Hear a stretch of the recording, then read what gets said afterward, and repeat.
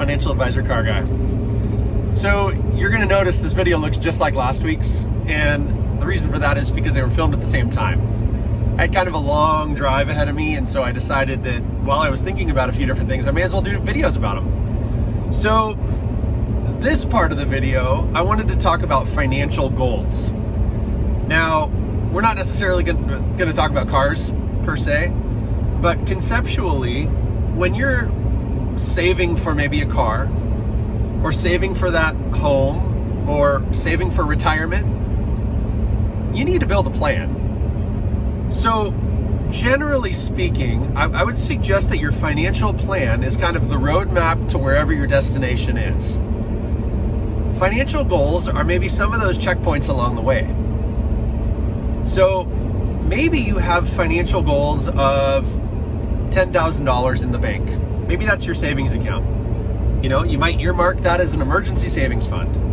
And maybe it's 10,000, maybe it's 20,000, maybe it's 50,000, whatever that number is for you.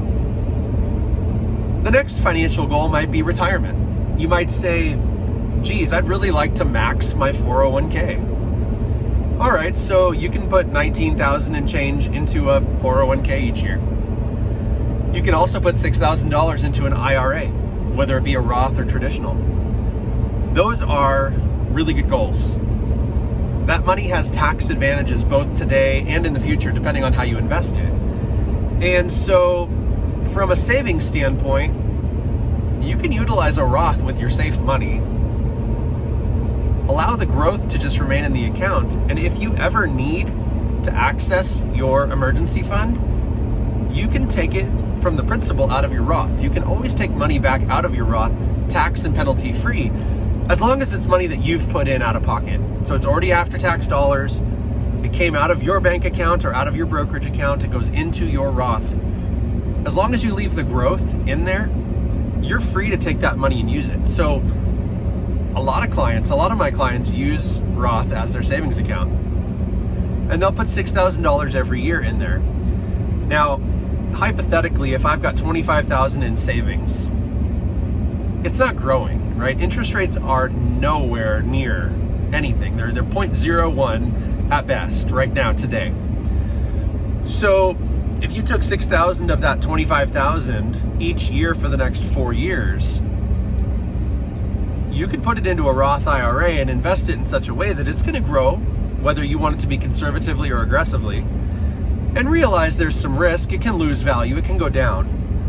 But all in all, you can manage it in such a way that your money's not that at risk. So retirement savings goals are super, super helpful. But if we're talking about it on a smaller level, you know, my immediate financial goal for 2021 is to max my 401k, is to max my IRA contribution. Maybe it's to have X amount of dollars in my emergency savings fund. Maybe I have a debt associated goal. Maybe my goal is to pay off my vehicle. Maybe my goal is to pay off a credit card or 2 or 5. Maybe it's that boat payment. While it doesn't seem like much, maybe I want to just eliminate the payment altogether and pay off that boat. Whatever it might be, right? We all have financial goals, and that's something that we need to visit regularly. You know, just checking your bank statement once in a while and making sure your auto payments to your truck and your boat and your trailer and your whatever, your house payment, your mortgage, you know, all those things, those are important to make sure that they get paid. But if you're not paying yourself, you're not doing something right. So, you know, when you achieve a financial goal, are you allowed to splurge a little? Yeah, I would say you are, right? Now, I don't want you to think that that's irresponsible. I think that there's a time and a place for spending money. We've talked about this in other videos, but appreciating assets are some of the best things you can buy.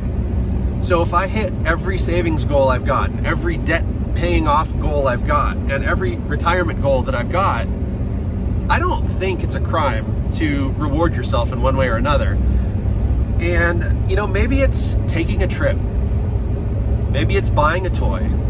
Maybe if you're out of debt completely, maybe it's just staying out of debt for X amount of time. You know, maybe it's not running out and buying that new car, or maybe it is. There's a time and a place. And, you know, with all that said and done, I think it's really, really important that everybody, whether you invest or not, take the time to build some financial goals. Because again, they're kind of what keep you accountable, and revisit them, right? Revisit them quarterly, semi-annually, annually even. There's really a lot of good that comes out of that, right? It's very therapeutic. To me, I review my goals all the time, and that's because it's what I do for a living. But more so than that, I just need to make sure that I'm on track to do what I want to do. And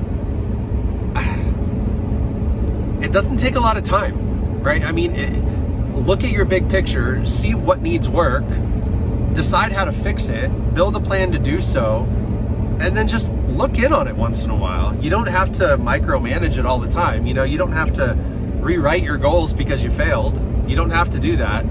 You know, if my goal is to pay off a credit card that's got $5,000 on it, if it takes me 1 month, 6 months, 12 months, 24, whatever, it doesn't matter. As long as I'm working towards that goal, that's a win. So that's all I've got for you today. I just wanted to touch base and, you know, let you know how important it is to set financial goals. You know, like I said, I do it for myself all the time. My household, my wife and I, we set goals. We really do our best to hit them. Have we ever fallen short? Yes, absolutely. Have we exceeded on some of those goals? Yes, absolutely. And, you know, you win some, you lose some, just like in anything. But to me, the more focused you can remain on the big picture, right? It's important to live for today, but live for the future too, right? You want to make sure you're setting yourself up. I know I don't want to work forever. Someday I'd love to retire and then just build cars because I love it, not because I'm trying to make money at it. So please like, subscribe, comment down below. Tell me what your goals are. Tell me, you know, did I miss a goal? Did I leave something out? But as always, may every investment you make be a good one. See you next time.